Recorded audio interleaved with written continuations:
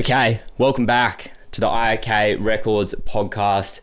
It has been a minute, I know. I'm going to call this season 2, and I want to keep it going in the same direction that I had it going in the last season or the last episodes, because honestly, the conversations I have with people in person are just all about mindset and about not something in particular like business or like music. It's just about how do I approach X and what's the best way to do that and how to get the most out of that. So that's what this is going to be about.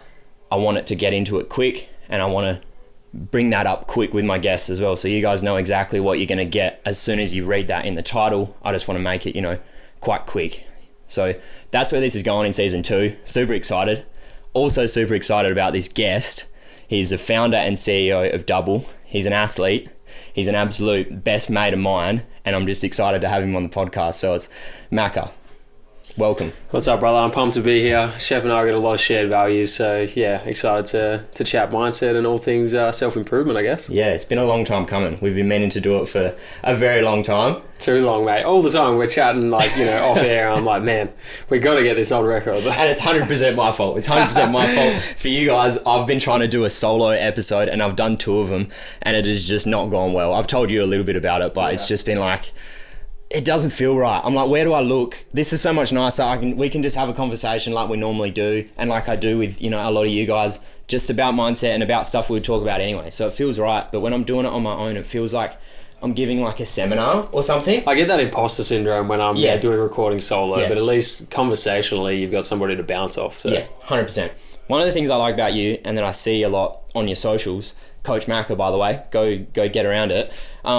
Is you come up with this question that you think a lot of people will want answered, and you just go one take, which I don't feel like gets done all that often nowadays, especially in the gym space and in the fitness space, where it's just you and your knowledge against the camera, where you're not making cuts, you're not scripting something. And so I wanted to kind of put you under the spotlight a little bit here, if you're all right with it, and do some quick fire questions. Yeah, pumped on that, mate. It actually feels more comfortable for me doing it that way as well. So, yeah, 100%. So we'll get into some longer form stuff soon, but quick fire questions. I got them. Someone comes up to you and they say it's kind of arbitrary often, and they're like, I want to get in shape. I don't work out at all. I don't eat well. What do I do? Well, I think the first thing that you got to focus on is the diet above all. Like, of course, exercise is important, and that's what we encourage with everybody, but the diet is like 70% of that. So if you can just flat out, remove the processed foods. If you were to think, was this on the kitchen table 50, 60 years ago, it's probably going to be pretty healthy for you. So you're thinking unprocessed foods, fruits, veggies, meats, dairy, lots of protein, those sort of things is going to get you a long way on the diet side of things, at least. And then your training side of things, you just want to replicate what the human body was built for. So, we evolved over thousands of years to hunt and gather. We were a hunter-gatherer. People would be running around chasing after animals. Okay, let's replicate that, because that's what the body was built for. We'd catch those animals and we'd have to carry them, long distances home. Okay, so now we need some strength protocols in there. We're foraging for berries and different foods, and we're carrying that back to camp. We were an animal that evolved to be physical, and then nowadays we're in a society where we don't need to be physical anymore. We're in a comfortable society. So replicating those things that the human body was built for is what we need to do. So some light cardio a couple times a week, some intense cardio where you're replicating that really high effort, and then strength across the week. That's just going to mimic the fundamental movement patterns of the human body. So we're squatting, we're lunging, we're pushing, we're pulling, and you're getting, some running or some other cardio in, eating healthy. Eat pretty decent. That's you're 90% of the way there if you're doing those things. Keep it simple. That's it. Yeah, 100% agree. Love that. I'm doing a marathon for the first time. How would I approach it? I'm not a good runner. I wouldn't consider myself a runner. What do I do? So step 1, we want to start with building your frequency. So if you're doing 0 running at all, we got to run once a week. Next step, twice a week. Next step, 3 times a week. Ideally, you want to get up to probably 4 or 5 times a week if you're running a marathon. Frequency is number 1. Step 2 is volume. So, okay, we've got to 5 times a week running. Now, can we increase the amount of time we're running, or can we increase the distance that we're running each time? So we've gone frequency, we've gone volume, we've built those 2 up. The last piece of the puzzle is building that intensity. So we can have 1 or 2 runs per week where we're doing a lot of hard work. The rest of it, super easy, super comfortable. comfortable building the aerobic base, but those couple sessions are going to get you those intensity benefits where you can go faster and further and longer and all those things. Go. Yep. Step 1, frequency. Step 2, volume. Step 3, intensity. And then you're there. What about, also arbitrary question, my diet is horrible. How do I fix it? What do I do? I think, the big thing is removing the processed foods as much as possible. Yeah. If you can put it on the kitchen counter or in the fridge, and in about a week's time it's going to go off, it's probably pretty healthy for you. That's a good general rule. If you can sit there for months on end, it's probably super processed. There's probably a lot of things that aren't really food, but they're put into your food, and that's not going to be good for the body, basically. Never really thought about that. And like simple ingredients as well. If you have a meal and it's steak and it's potato and it's some other veggies, 3 ingredients, something like that, awesome. The body's going to love that. Sometimes. If you got something with numbers on the back, all these types of preservative, all these types of colours, probably not really food, not really what we should be having. Try and steer clear of it. Yep. You've founded Dubbel. You've started that at 6 years now? How long's it been going for? So I launched my own business online 4.5 years ago, and then Dubbel officially launched about a year and a half later. Right, gotcha.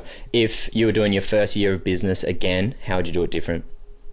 That's a tough one. I would come into it with a better plan of action, and I would come into it better funded, to be honest. True. Those are the two things. I came in, it was out of nowhere, really. COVID happened. The gym I was working at got closed, and I said, all right, next day I'm going to start a business. No plan.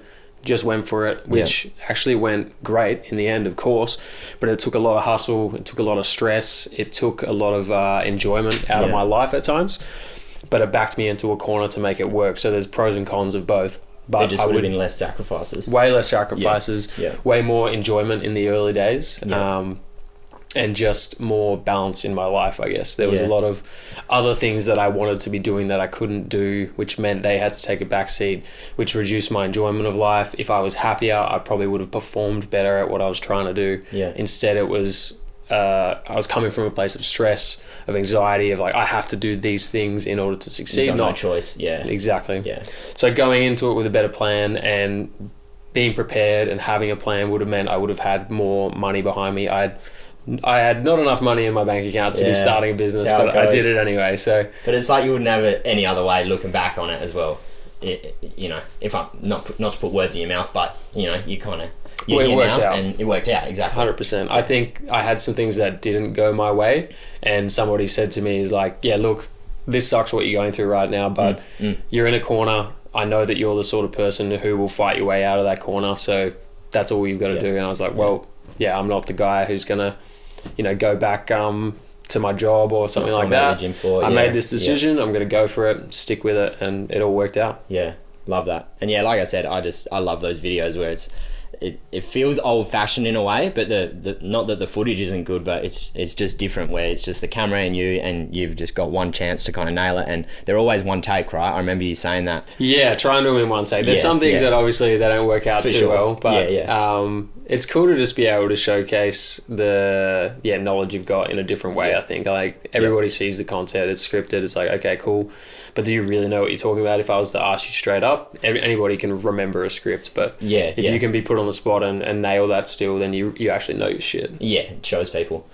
Love that. Okay, mindset, because this is, like I said, what I want to get more into. Is just like that applies to everything, right? Whether you're doing a fitness biz or you're doing anything, art, even music, which I'll kind of get to how those things tie in together. But mindset, we were talking about this, and I actually put a pin in it. I didn't talk more about it with you while we were running a while back, and I was like, I want to ask him on the podcast, so I'm starting with this. I know you've got that part of your brain when things get hard where you do knuckle down and you tell yourself, just smash this out, just get it done, go, and almost like what I would call negative reinforcement or negative self-talk in a way where you're just like, just fucking do it, like just go, like the David Goggins mindset, let's call it. And I feel like that David Goggins mindset is all over the place at the moment, especially on Insta, where it's just like, just get up at 4 a.m. and fucking do it and do this and do that. And it's that hustle culture. It's that hustle culture. And we got to talking about a positive reframe on that, where it's like, and you talked about it a little bit. I just want you to kind of maybe go into more depth on it. People actually might respond better to that positive voice in your head where you're not just like, fucking get fitter, get up at 4 a.m, do this, where you're actually like, nah, you're all good, like keep going, you got this, you know. And I guess I would frame those two things in like a option of what is better, of negative reinforcement or that positive reinforcement, I guess is what I'm trying to ask. Yeah, well, I guess it's going to be different for everybody, and what you're going to best respond to, and also at the point of time in your life, how you're going to respond to it. I feel like some people need that, I guess you go the type A and type B personalities. Some people, chilling out is the hard thing to do. Yeah. Whereas some people, the actual work is the hard thing to do. So it's what you're going to respond better to is like, you need to hustle, you need to go for this, you need to push, you need to move forward. Or sometimes it's like you actually need to chill out, you need to take a break, you need to be kinder to yourself and recognize that, some of the things that you do, although, they are hard, there's points of enjoyment in them as well. And if you can use that as motivation to move forward, then you're going to be enjoying the process as well as achieving the goal that you want to do. Yeah. Something I heard about really high level CEOs, it's something like 50% of those high level, super successful CEOs are the real anxious type. They're really nervous. They're really stressed all the time. Yeah. And that has pushed them to become the best version of themselves because they're coming from a place of worry. I need to hustle. I need to get here. And then the other 50% of these guys are coming from the total opposite space, which is I want to enjoy my day. I want to build good relationships with the people around me. I want to make sure that I can do this sustainably for a long period of time. And when they surveyed, X amount of these CEOs, it's basically 50-50. And who would you rather be? The person who is at the top but's anxious about it, who's really worried about, achieving the success, or do you want to be the person who's loving their life, making sure they find enjoyment in every day and spending time with awesome people? I know who I would rather be. 100%. Yeah, and we just got to talking about it, and it was cool to be offered that perspective, because especially with training and in athletic pursuits, there's just that mindset, like the David Goggins mindset, so, and Ross Edgley actually brought it up as well, where he just talks about smiling, he's literally just like, you've got that choice and you're going to be there, especially in endurance sport. You're there whether you're smiling or you're not smiling. I think that is the perfect, two polar opposites, Ross Edgley versus David Goggins. These guys have both done crazy things right at the top of their game, and one's being fueled by a negative experience, one's being fueled by a positive experience. And it looks like Ross, from the outside, he's having a better time doing it. 100%, definitely having a better time. He gets out of the pool after 10Ks and he's got like cuts from his wetsuit. But he's like, hey, how you going, mate? Yeah, he's stoked on life. Can I get some more cake? Like he's eating all that. It's just like, it's nuts. It's absolutely crazy. So it's cool to maybe offer that to you guys to have a think about that, and what would you respond better to, and what would motivate you to get more done. And sometimes it's not that simple, because the hustle culture, it's real evident in society and it's what's being pushed on you, but there's a different way of doing it if you look for it sometimes. With entrepreneurship and with chasing a dream, there's obviously going to be bad days and there's going to be good days. And I ask this to everyone actually that I get on the podcast, as to how many of those days are good and how many are bad. And I'll explain what I mean by good versus bad. I mean that in your own head, right? Where you're thinking that things are going well. This is independent to if they actually are going well or not. It's more like, how are you considering things of like, is today going well? Have I been successful? Have I been productive? How many of those days do you have versus days where you're like, I don't feel like anything is clicking at the moment. I don't feel like I'm getting much done and things just aren't going my way.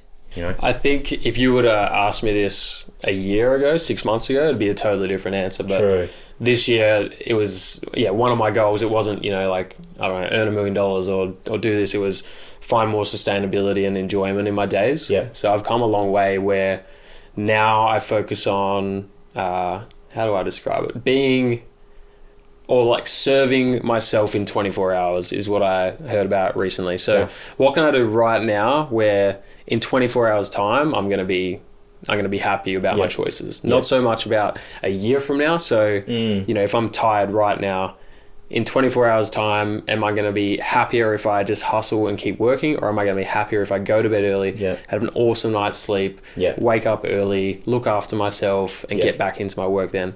That's what a big focus of my year's been about. So now I think it's something like maybe I don't think there's many awesome days anymore. Still. Maybe 20% those days we I'm killing it right now. There's a whole lot of average days in there.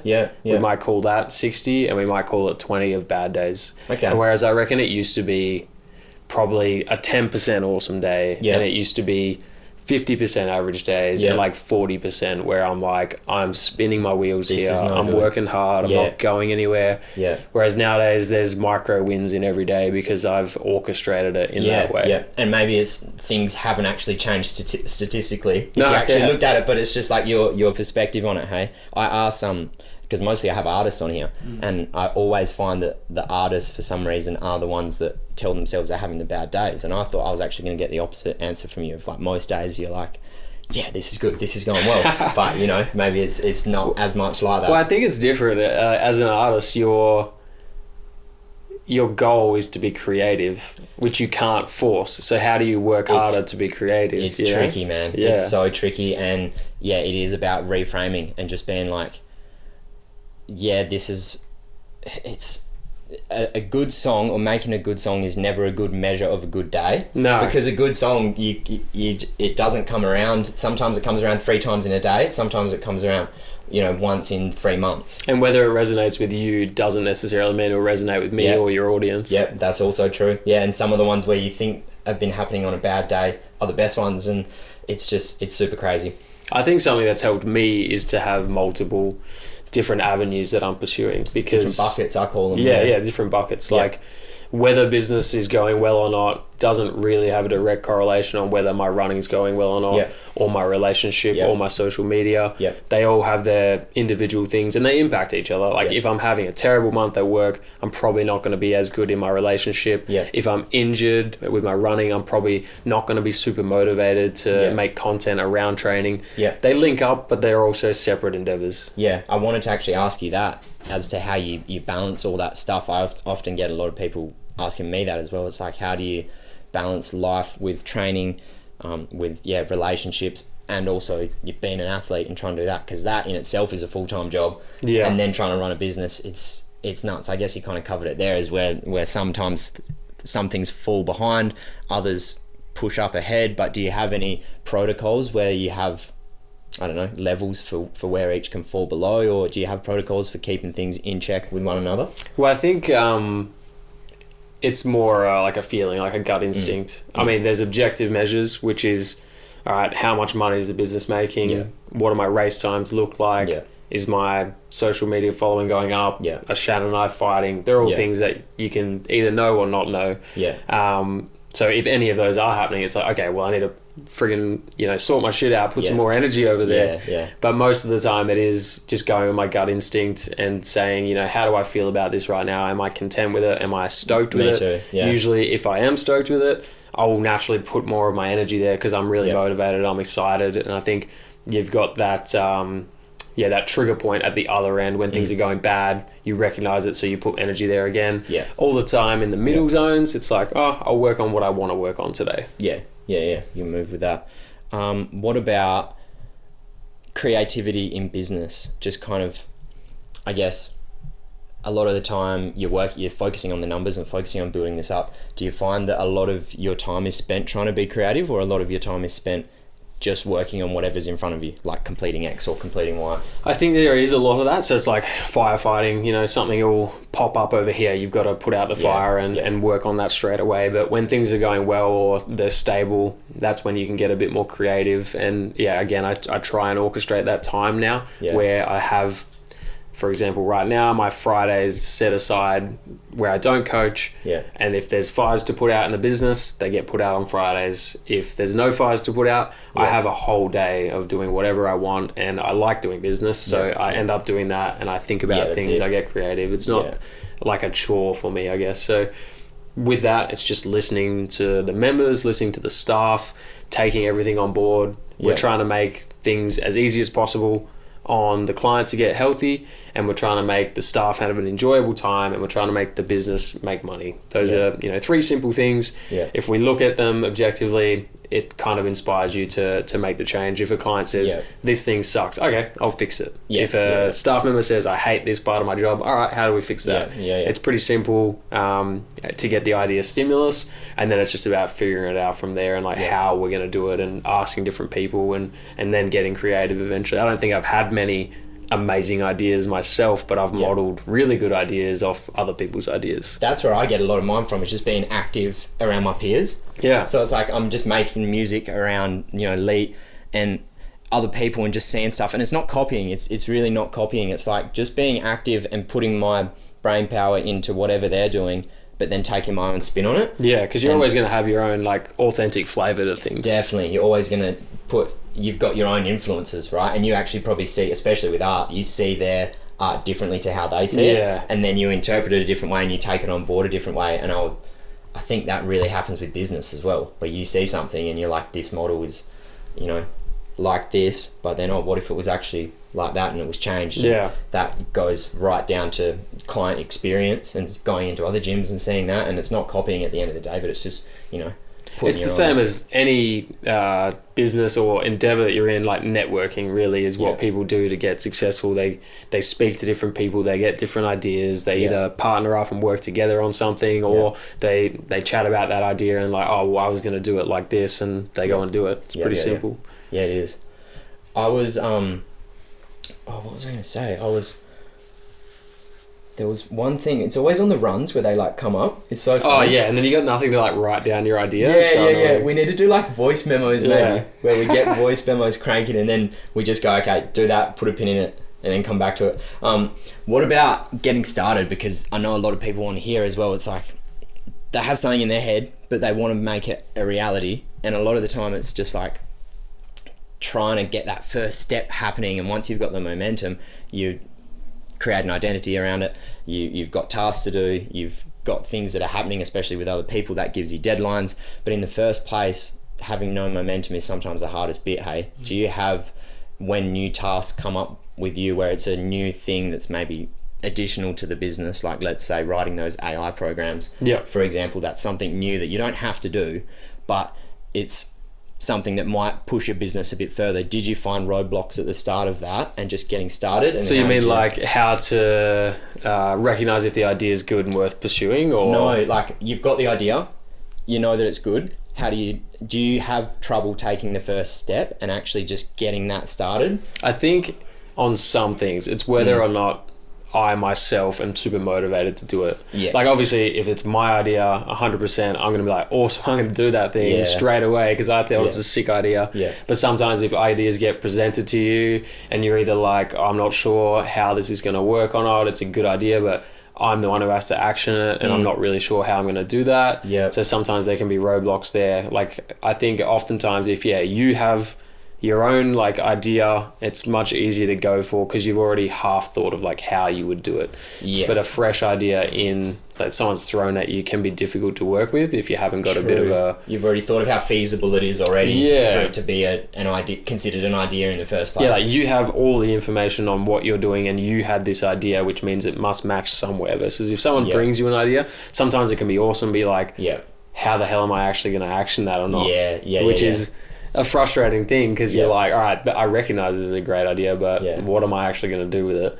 And that's where I'll tend to sit on those ideas for a little bit because I'm like, I know I should be doing this, I know it'll be good, but I don't know how to do it, and I don't feel like I have the energy right now to put into figuring it out. I guess maybe that's happening to people sometimes without them actually realizing it, and they're calling it procrastination. But it's just like, no, you just haven't figured out a lot of the systems that you need to put in place to make this happen, and so you're not motivated to complete the task. It's never as simple as it sounds. Like whenever I try and do anything, I'm like, yep, sweet, this will be like a 2-week project, and then I'll get into it and it's 4 weeks, it's it's 2 months. Sometimes the more you do, the more you got to do. Exactly. Like, this is really going to be this long. Because you don't want to launch like a half done product. Like you wouldn't throw half a song out there, you know, like you want to finish it. But then there's like the procrastination of like perfection where you're like, you don't want to release it because it's not good enough yet. But I think you have the idea, you figure out the way, and then you release like the minimum effective product or the minimum effective whatever it is that you're doing, and then you go from there and build. Yeah, I'm always like finished is better than perfect. Yeah, way better. Because perfect is subjective and finished is objective. Yeah, exactly. Yeah. And it's a learning experience as well. Like Yeah. every time you do it, you get better in some way. Yeah, 100%. It's getting the reps in. It's just being at the gym, you know, doing that. It Yeah. sounds super gym bro-y, but it's like the same with music. Yeah. It's just like get your reps in. That's why I do a new song every 2 weeks. It has to be done. Yeah. So the creative process is put under pressure, and most of the time that's actually where I get the best stuff. Yeah. Where I'm like, fuck, I haven't put a song up this Yeah. Friday. It's Monday. You gotta hustle. What am I going to do? Yeah. I'm going to spend 12 hours in the studio getting it done, you know? Well, it's like creativity is probably a muscle that you can train, you know? I think so. In some aspect of that. Yeah, like being stubborn enough to get through the shit stuff is a skill, Yeah. you know?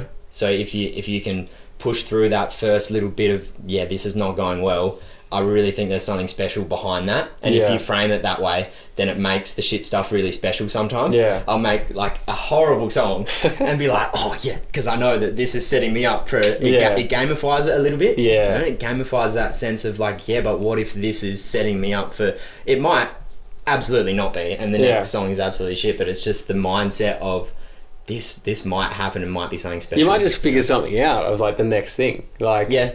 Yeah.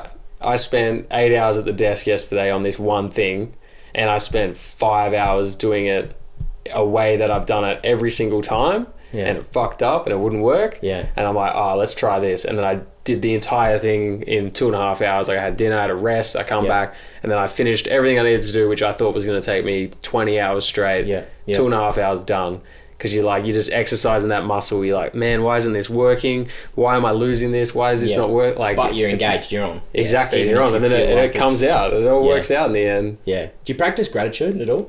I don't think I have a like a set in stone practice, but Yeah. when I'm struggling with things, it's usually I'll reflect on like, am I happy right now? Like, why am I Yeah. feeling this way? Why am I Yeah. frustrated with this?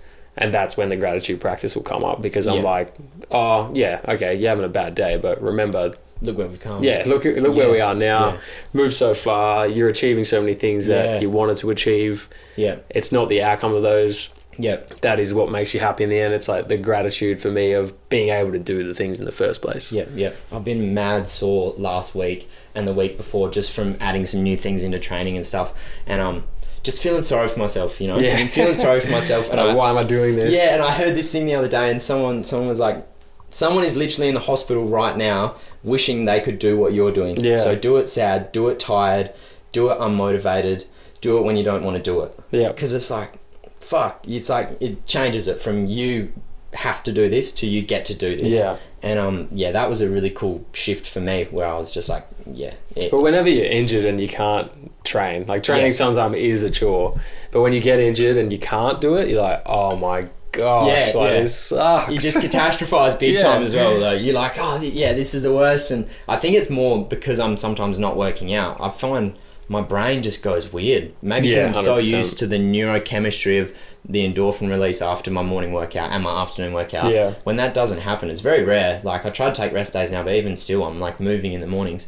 And I struggle to take rest days. I think the added thing is obviously when you train as much as us, you eat a lot of food all the time, and when you do take a physical rest day, you don't take a eating rest day. No. I still eat so much, and then I'm like, oh man, I feel so fat right now. I've just Yeah. eaten 3,000 calories, and I've Yeah. been at my desk all day not burning anything. Yeah, just trying to realize that that is useful and it's productive to do. Yeah. And I really try to measure that as well with my training numbers and being like, well, if you take this day off, then everything else during the week can come up. Yeah. You can do more volume on the Monday because you're fresh and you Yep. have the Sunday off.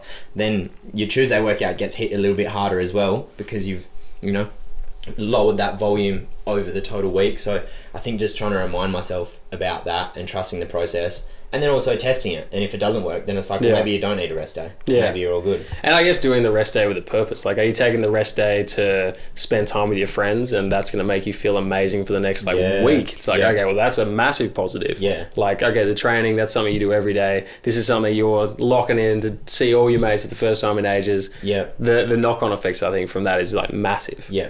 I think that's underrated, how much recovery you get from spending time around people that you love. Yeah, well, they say like laughter is the best medicine, and Right. you really do realize it. Yeah. When you're having a terrible day, Yeah. and you know those times when you've got a social event and and you're like, oh man, I really can't be bothered. Yeah. But then you go and you're like, I'm so glad that I did that. You come back with a sore mouth. Yeah, exactly. Yeah, You just had the best day. And God, that's smiling the whole time. It's amazing, bro. Yeah, absolutely. Yeah, man, I don't know. It's cool to see the journey that you're on and the stuff that you're tackling and stuff that you're chasing, and it's, you know, different to mine, but I resonate with it in so many ways, and I feel like so many other people will as well. So it's so cool. 100%, man. It's been awesome to share this journey together, even though it's not the exact same. You know, it's been like they say, you know, you're the average of the 5 people you spend the most time with. And I'm like pumped to be able to spend so much time with you. So appreciate it, man. For you guys that don't know, we actually we knew each other beforehand a little bit, but it really kind of came together when we did the Cape to Cape together. I think I reached out to you after Busso.